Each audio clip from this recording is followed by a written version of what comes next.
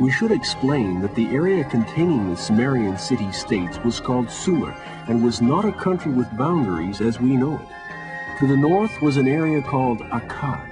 These two areas were conquered by and became Babylonia. To the north of them was an area called Assyria. These groups of people were constantly at war, both with each other and also inside their own lands. Especially Assyria. Everyone had to be in the army there. Their society was a war machine.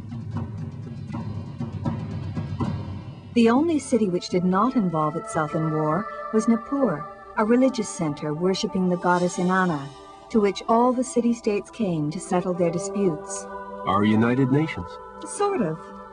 But that didn't stop them cutting off the water supply to the next city down the river so they could move in and take over its wealth. It's probably why they became such good engineers and built such intricate irrigation systems.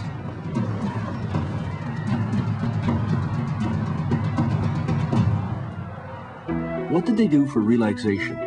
They had their great festivals, which sometimes went on for days, and for which they dressed up in their finery.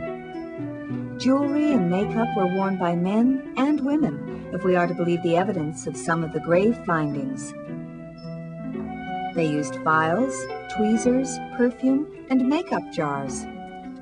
Their culture didn't allow for the leisure that we take for granted. Theirs was essentially a farming community, and most of the people were farmers, working all the daylight hours.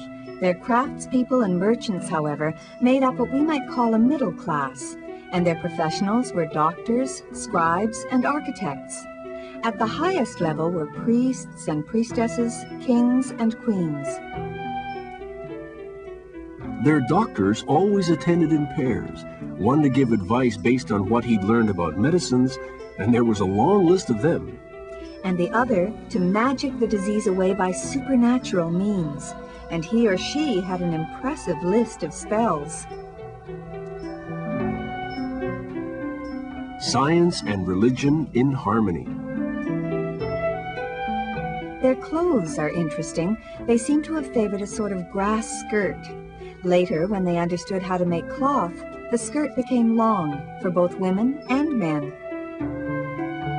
A royal grave can yield treasures, such as those of Queen Puabi at Ur. Headdress and jewelry of exquisite workmanship.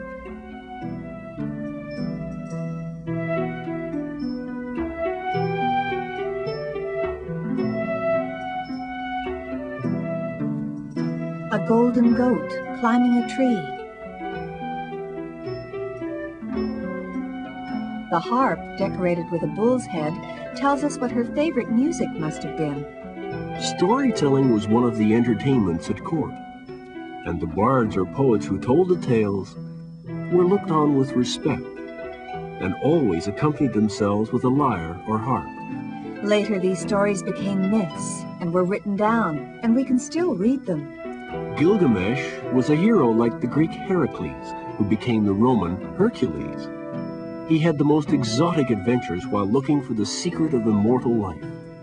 And the Enuma Elish is a wonderful account of the creation of the world, with great battles between forces of good and evil, gods and goddesses and human beings. What happened to the Sumerians? Watch the last program to see how the search for food developed into some of the most sophisticated economies the world has yet seen. Be with us next time, when we'll start with Egypt.